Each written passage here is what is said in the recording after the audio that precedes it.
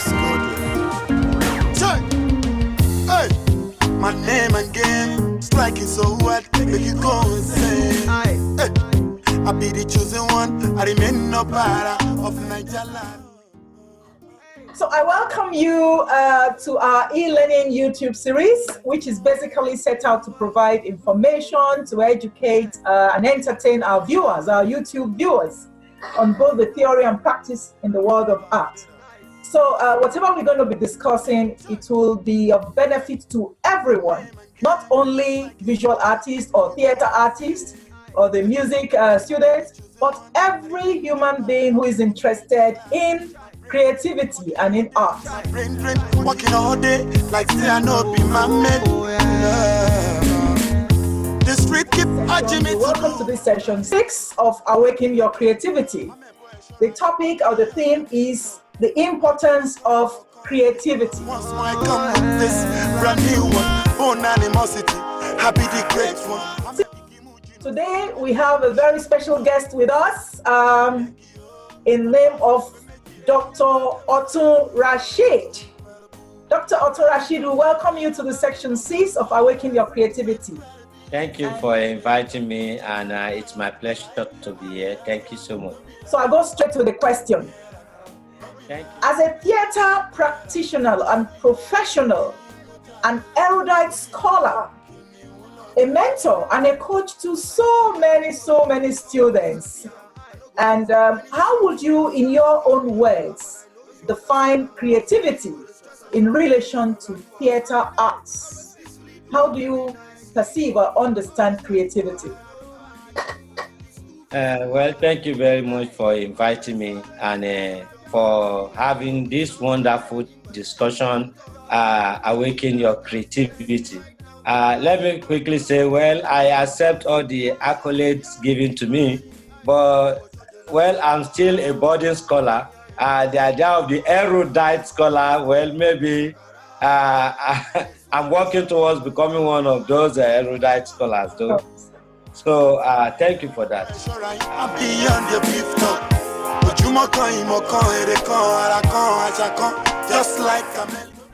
Let me first look at the idea of creativity. Everything evolved from creativity. Creativity is not the beginning, nor is it the end, and it is not even before the beginning. Creativity is at the middle, and creativity, in my own simple definition, I can say is the birth of an abstract idea that is forming. Creativity is a product of imagination, is a product of ingenuity, and creativity also involves taking from the reality. That is why I said that creativity is not the beginning, is not the end, is at the middle. Creativity also sometimes does not occur in a vacuum. It is stimulated, instigated by so many factors and so many considerations. And creativity is not only something that is recollected in tranquility, it is also something that can be spontaneous and can come at any given moment, regardless of the situation. So the theater artist, creativity is not just bringing out something new, it is also involved affirming something that exists and renewing something that is already existing. It also includes extending frontier of discussions to things that exist or that never existed, or to stimulate idea into giving birth to new existence. And that is why creativity is at the top of productivity, because that is the first point where productivity starts from. So, I beg you, thank you very much for that detailed explanation from the perspective of theater. So I take you straight to the second one, Thank you. Which is how best do you bridge the interdisciplinary abyss between the study of creativity in theater arts, drama, and in other fields? They both start from the same point, from conception, both in the study of theater arts and in other fields. Creativity in theater arts starts from the conception of ideas. It is also involved in the implementation, the realization of that ideas. Creativity is also part of the realization of ideas. So just as in theater art, as in every other field, in the creation of music, in the creation of sculptural objects, in the creation of equipment, cars, planes, creativity starts from that point of imagination, from imagining things that never exist, imagining how those things can come into reality. And so, which is why ideas are the most expensive product in the world. Ideas. And which is why people patent their ideas, people make sure that ideas are protected, because creativity starts from that conception. And one thing is to have ideas, another thing is to push that idea to reality. So creativity can be abstract and it can be concrete. From the process of taking an abstract idea to a concrete form, then there are also inputs that need to be added. And that is where you take from what exists to create something new. So in the theater art, for example, I'm a playwright, creativity starts from observing what is happening in the world.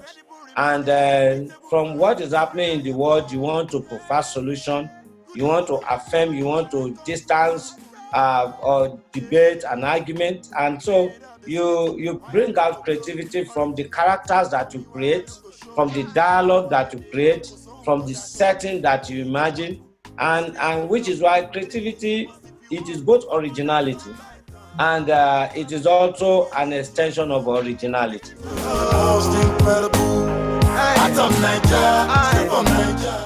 Creativity is also an act of copying too. It is an extension of copying, because you can to bring out uniqueness in what exists.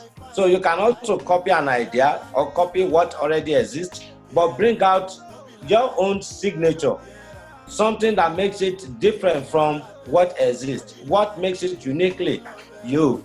And so in the theater arts, in dance, in scenographic design, in music, in makeup, in all these aspects, component aspects of the performing art, creativity can exist.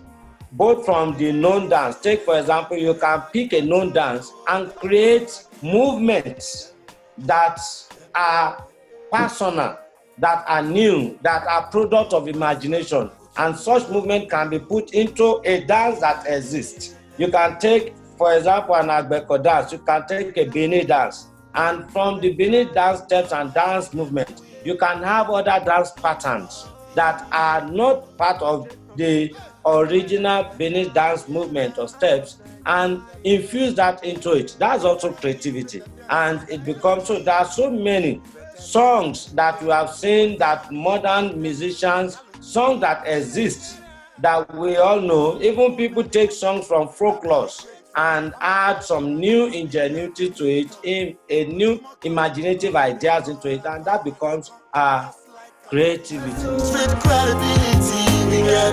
Check my files while you made reference to copying. I know this is an e-learning series where so many people will be privileged to learn a lot from you. I know you are far away from us in the United States. And when you use the word copying, in the art, in the visual, for example, we talk about plagiarism. There must be a very thin line between plagiarism and copying. If copying could still be original, then where do you place plagiarism? Can you the difference between the two? Copying with acknowledgement of originality is different from the idea of plagiarism. Plagiarism is to copy without acknowledging the source of the original information. Let me give an example. Some years back, while at the Department of Creative Arts, University of Lagos, we staged a play with our students, and I think the play was titled Bandits and Beggars. After reading the play, I was angry because I realized that this play is Bertolt Brecht Concussion Chalk Circle, a play by a renowned playwright, Bertolt Brecht. But this play was restructured and readapted and titled Bandits and Beggars without acknowledging the original source. I wrote The Gods Are Still Not to Blame, which is an adaptation of Olarotimi's The Gods Are Not to Blame. And Olarotimi also adapted it from Oedipus Rex by Sophocles, so a classical Greek play.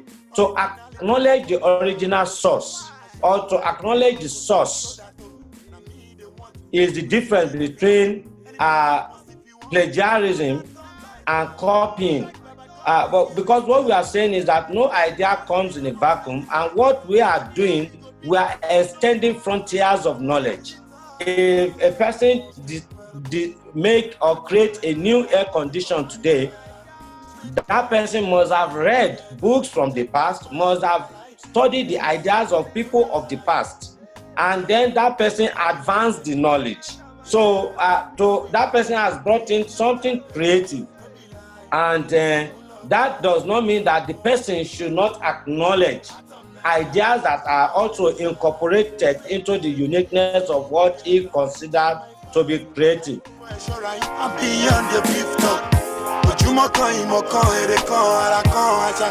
Just like to copy, take for example, some years ago, a French ambassador came to the University of Lagos, and he spoke about in the 40s when the Japanese come to France and they copy ideas and they mock the people for copying.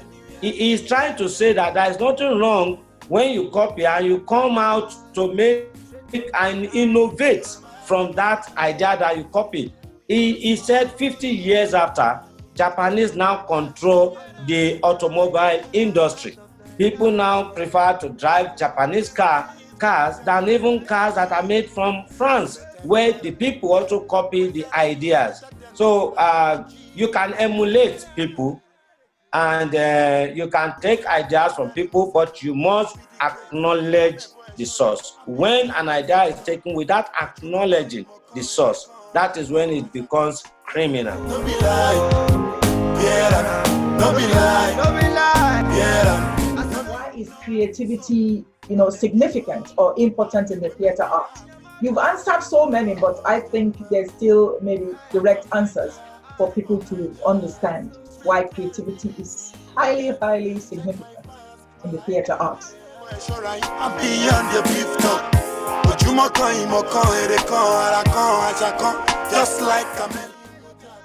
Well, it is important in the theater art because first, the term drama is derived from the classical Greek word dran, and it means action.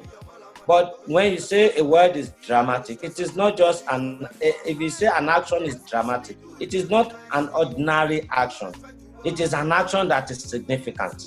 Action that arrests and control the attention of people. And so, to get an action that control and arrest attention of people, it must be uniquely different from the regular actions that we see outside. And this is where creativity comes in, and this is where creativity is so important. People see plays, people watch films. What they watch in films and stage plays are things that happen in regular life. But there is something uniquely about it, about the action that they see in film, the action that they see in stage plays, because those actions are different. They are creative actions. They are actions that are significant and hold the attention of the audience. So creativity is so important because it is that joker that the theater artists use in arresting the attention of the audience. Without creativity, the performance becomes flat and it lacks that requirement to hold the attention of the audience. The street keep urging me to do more. Once more I come with this brand new one. Born animosity, happy the great one. I'm a boy sure I'm beyond the beef talk. But you just like chameleon. Fantastic. Thank you very much. That's a beautiful one. Thank you very much for devoting this your precious time and schedule.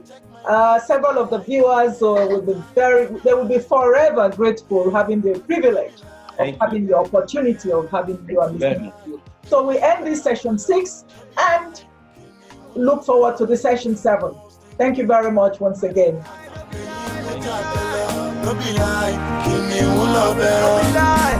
As I come here before you, I will talk as I see her. I don't go use any sugar cover.